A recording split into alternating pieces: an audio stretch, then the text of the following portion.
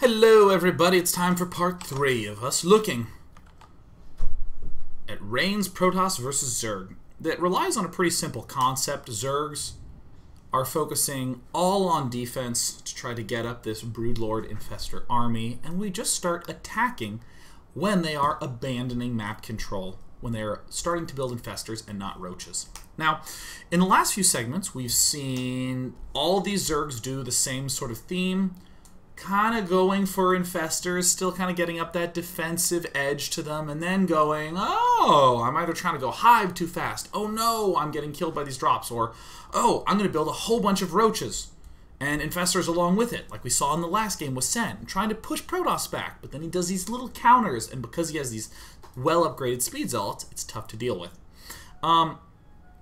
The comment that I had at the very start in part 1 is something we're going to talk about in this last game. What happens if our opponent tries to do some sort of Stefano-esque max Roach at 11 minutes push? In all the games we've seen, we opened up air.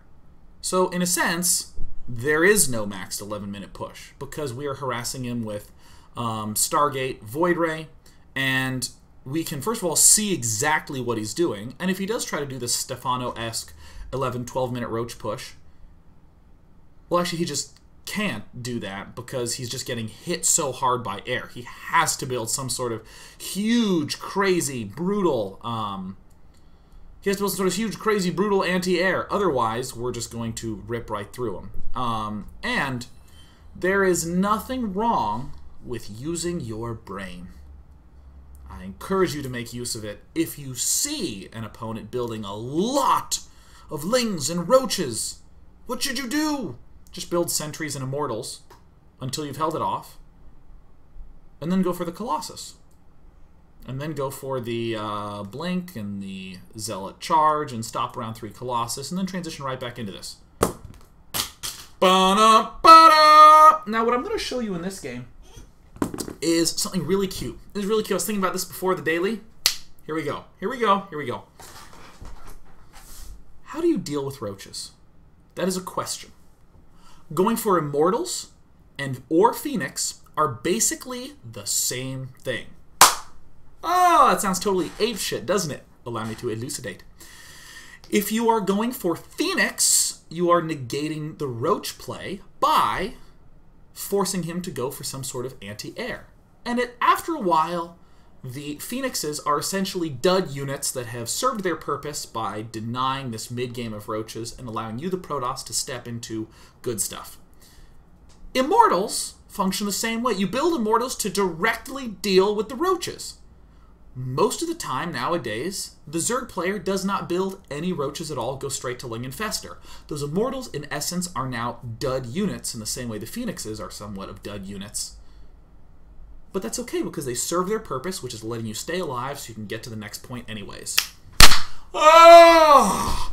Yes! Yeah! Okay, we're making a little relationship there. This is what we're going to see in this game. This is Idra versus Rain. We get to see two things. It's a weird motion. We're going to see the Immortal play. We're going to see Immortals. Brain, come on, Brain. Work with me, Brain. I had a long cast at Iron Squid, so my brain's like... I'm like, no, don't drool, Brain. Get it back up there.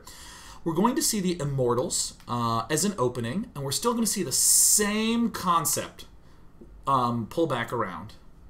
Kind of low on the Colossus, faster Zealot legs, 8 gates, eventually 10... and this cool warp prismy stuff. We're also going to see Rain lose. Let's step into it.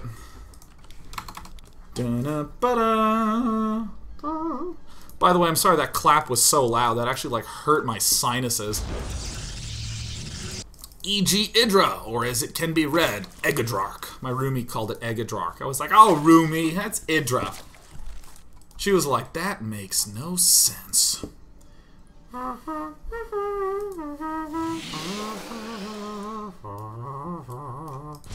There we see the Nexus. We see a Forge. Ah, Idra playing his standard is macro oriented. Wow, that's weird because Idra's never been a fan of macro. Guffaw chortle. Lulz. Alright, We see the double assimilator. Cool. Screw this. I'm going X8, baby. All the lag. All the lag. All the lag. Alright. It's an immortal play. Now, we talked about how Phoenixes tended to force our opponent to go infestor because players are always going, oh, it's so good against the Phoenix, yeah! Immortals are also another way that it forces our opponent to go infestor. We're building more sentries because otherwise our Immortals will freaking suck. We're not just going to build naked Immortals. What are you, crazy? What are you, crazy? But regardless, Twilight Council. A couple of small limited engagements. A couple of extra gateways pour défense. And certainly Idra is going to be pleased with himself getting up his archery. But in Camp Rain, once he just starts to be feeling okay, he can then transition to the same smooth, easy peasy kind of logic. Once our opponent starts to go for this infestor-based play, where is it? Once he starts to go for infestor-based play, we can begin just moving out smoothly onto the map, happily, where no Protoss has gone before. Actually, plenty of Protosses go all the time. So, yeah, and this is kind of a cool little move. We're also seeing the Dark Shrine, wherever the hell it is. Where's the Dark Shrine? Ah, I found it. Dark Shrine in order to reinforce this Warp Prism play. Why are these push-outs actually going to be effective? Because our opponent started to go for Infestor. We don't care when this actually begins. All we care about is that it begins at some point, and that's our signal to go for the Zealot Charge, the Templar Archive, the Warp Prism drop, and we can move out freely into the middle of the map because he is making more Infestors, a defensive-oriented unit. Also, note how cool this stuff is.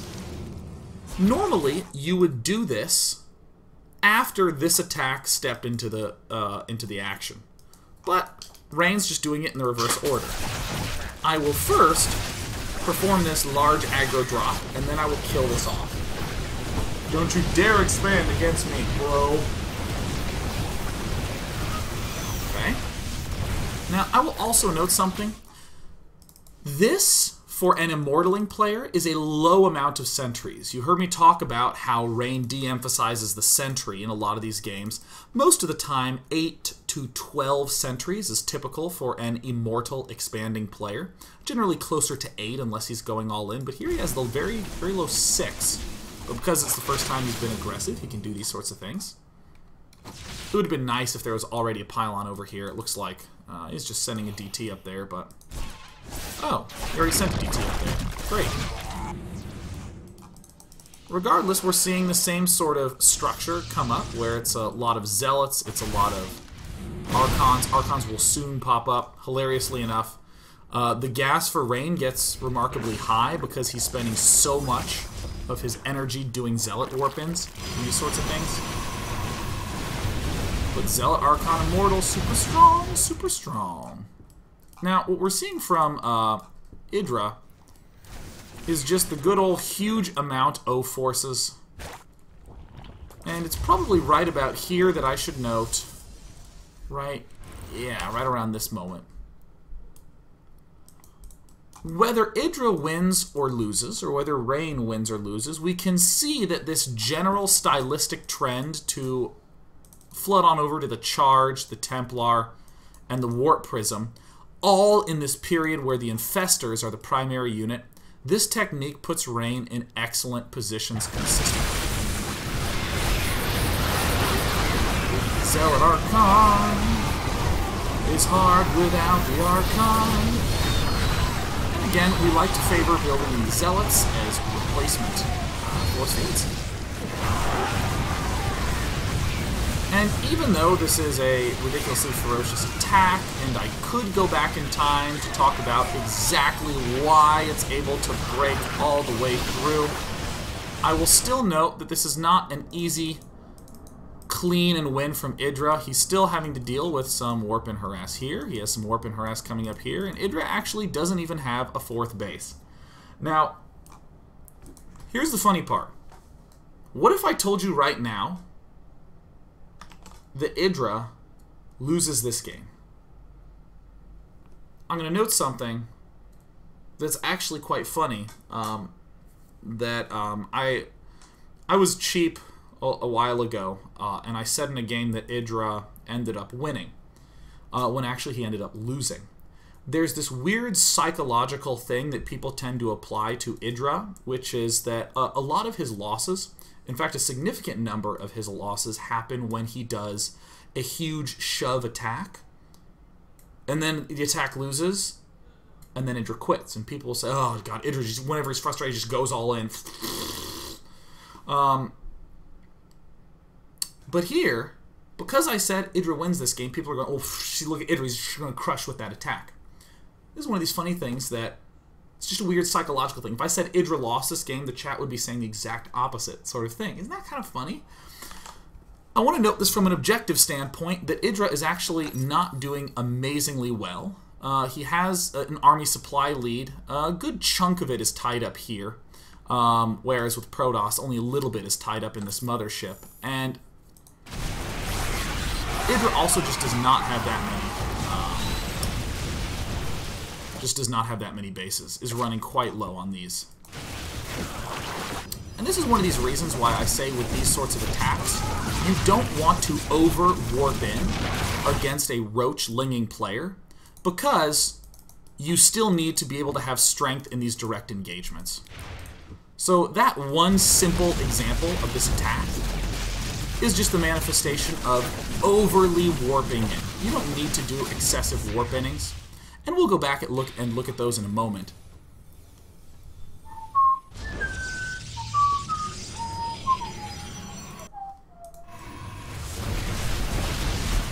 So yeah, Rain starts to severely fall apart and has dem hard times. So I want to come back here to this moment right here. Whoops. Didn't quite get it. 14 is where I want to be at. When we look at this moment, actually, can I back up at all here? There's a lot of units that were lost in these warp-ins up here. These sorts of moves are excellent. These sorts of ones are not really that strong against a roach-linging player. We still see more attempts to do these types of things, but I would, yet again, not really emphasize these as much. Right now we've lost about the 6 or 7 or 8 zealots there, and then we lost another 12 units doing a mass warp-in the main base. And actually I do want to rewind and show that. I'm a little bit annoyed that the replay will not let me rewind to 13 minutes, but that is okay. Right here, with this DT doing damage here, and this DT doing some damage here, this warp-in is quite a bit excessive. A full 10 units.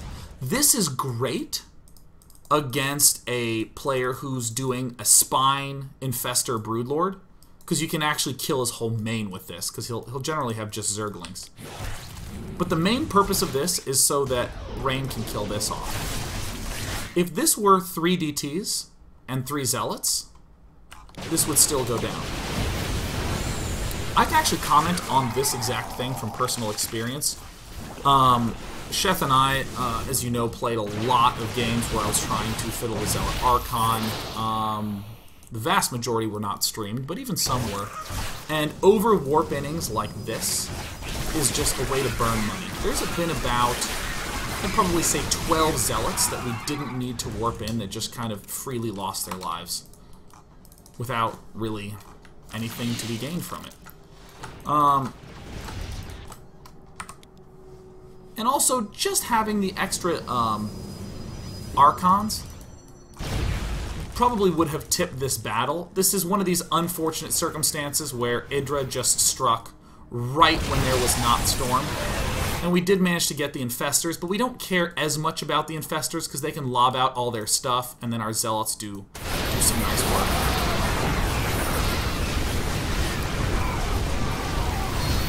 So even here, I think Rain maybe could have narrowly defended this push. There's really not that many units that end up blasting through in the end. But this is one of the reasons why, as you've heard me say all day long, the biggest thing that you need to worry about with this style of play is the roach.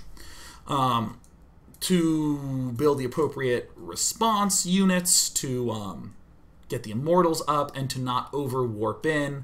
And if you're moving out with that huge force as we saw in parts 1 and 2, you can freely warp in 10 stalkers at a time and do no warp-ins at the back of his base, and it ends up being quite effective. Cool. But let us recap what we learned.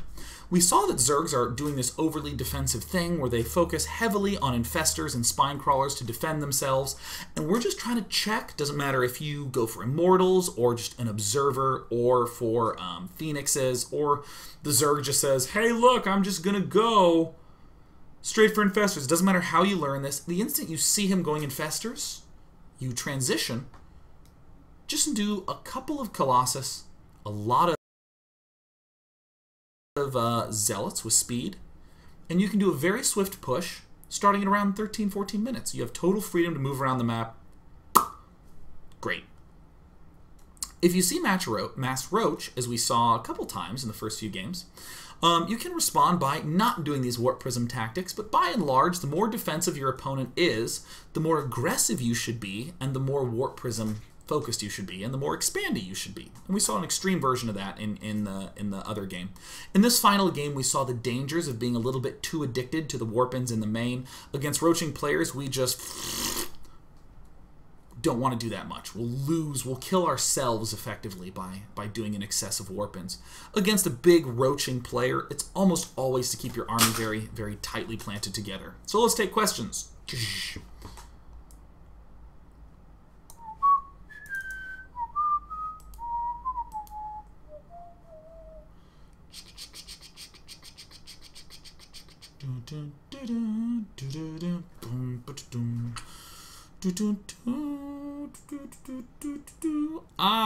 SRMCG says, in the game against Idra, you said that if we go for immortals, we need to get sentries. But in the past month or so, I've repeatedly held zealots out as replacements for force fields.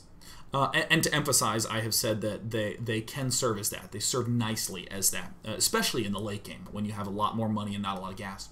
If zealots can fill the role of force fields to some extent, then wouldn't it be better to go for zealots instead of sentries? It seems that if we go for zealots instead, it allows us to get the rest of our tech up faster and this sort of thing. It's very, very simple. In small numbers, zealots really suck as force fields. In small numbers, sentries work great. Because you can have like 2 immortals and 5 sentries and just be like, jing, jing, jing. And now you've just made a complete wall. In the really, really late game, when there's a lot of stuff coming from a lot of angles, it's kind of hard to have like 12 sentries and just be like, all over everything. The zealots serve a little bit better in big numbers. So when you're small, focus on sentries, and when you're big, focus on zealots. Or not focus on zealots, but it works reasonably well to focus on zealots. It's a reasonable replacement.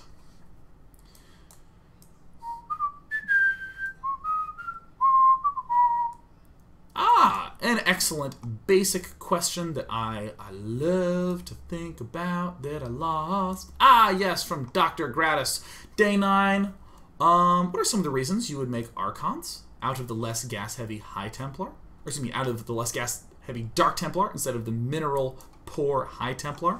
Well, I'm sure as many of you know, if you just look down here, the Templar Archives is a little cheaper on the gas to build. It's 200 gas, whereas the Dark Shrine is 250. Not for long, though.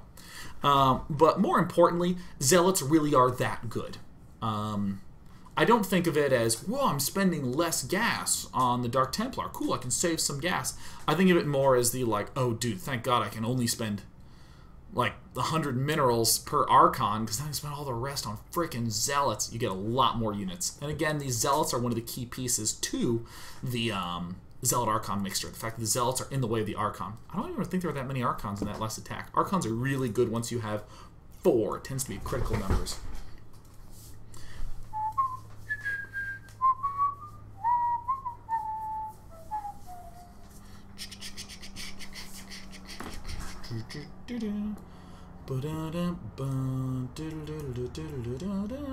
Oh wait, someone.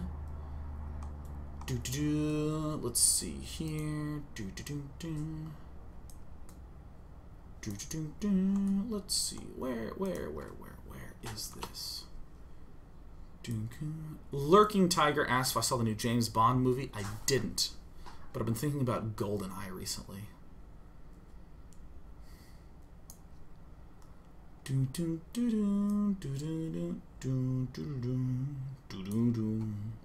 A Fire 5 says, Day 9, how should a Zerg player respond to harassment like this with a slower Infestor Broodlord army? I actually think that the answer is probably that you're just in a lot of trouble. Generally, the way players respond is by going even hyper more so onto the defensive angle, and they end up with like a lot of spines and spores in the main. I'm curious about little adjustments like my voice is giving out at the end of the day, excuse me. Speed for overlords, spotting on the minimap more, leaving a corruptor and an infestor in the main base, things like that.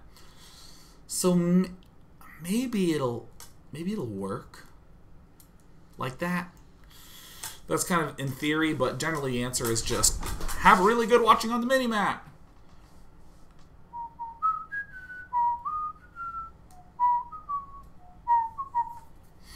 Oh, now there's a comment I saw. I can't quite.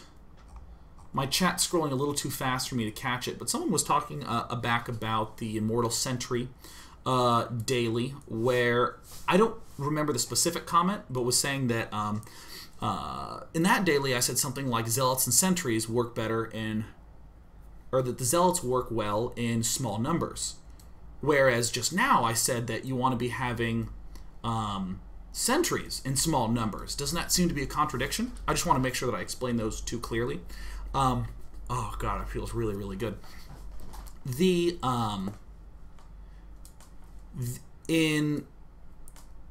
If we're thinking just about what a force field accomplishes, it gets the Zerg units away from some core unit of ours. So, for instance, we force field, and then he can't get to our Immortals. Or we force field, and he can't get to our Colossus, and we can zap from the other side. So, force fields or Zealots can do that. So, for that specific purpose, where does one do a better job of being a blocker? The Zealots are nice to do in late game when you can get large numbers of them, because they'll only cost minerals. And in the small numbers, it's hard to really have 4 Zealots or so serve that function of blocking your blocking your Immortals or something like that. Like if you have 4 to 6 Zealots and a Colossus, you're not gonna block the way to the Colossus in the early game, especially because you don't have Zealot leg speed. And in the Immortal Daily, I was talking about how the Zealots and Sentries work really, really nicely in small numbers. This is just in general small unit number battles, where all the Zealots can really be fighting and engaging, and you end up with like slow roaches and slow lings. As an army that does damage and goes up toe-to-toe with the Zerg army, Zealots and Sentries work good in small numbers, and I even like favoring the Zealots there, because you don't really need that many force fields to help your Zealots really get into the fight there. So yeah. Also in the Zealot Sentry Immortal All-In Daily, I was talking about how the Zealots and Sentries not only work well in small numbers as an army, but also are good for helping you get in a few very cheap rounds of production. So that way when you halt the probes, you can then begin building Stalkers. And you haven't done something like get 7 gates and build 5 Stalkers and then you're broke. And you're like, ah. So I will...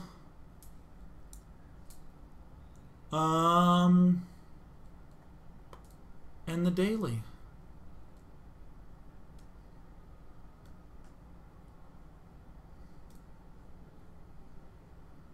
Are those all right? Did that work out well for you?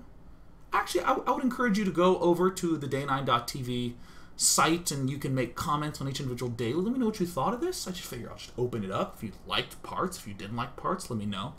I particularly liked the last 2 dailies that went on. I mean, I thought, oh, this was fine, but it was certainly no Pulse daily. Those graphs, ugh. Huh.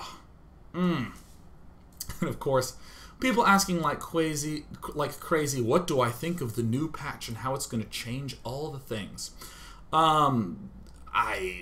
I'll cross that bridge when I get there, man. It's hard to wrap my head around it, but as a caster, and certainly more importantly as a strategy person and an attempted educator, it is my duty to try to find solutions amid this complex system StarCraft, rather than being a big bitch.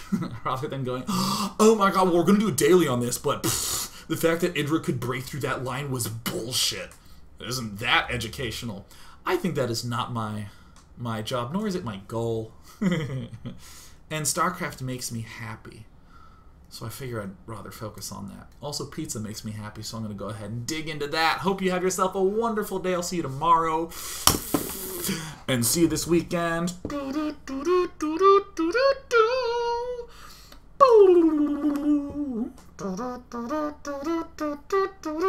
See you at NASL on the weekend. Marky1G asks, how many times did I drop my pencil in today's daily?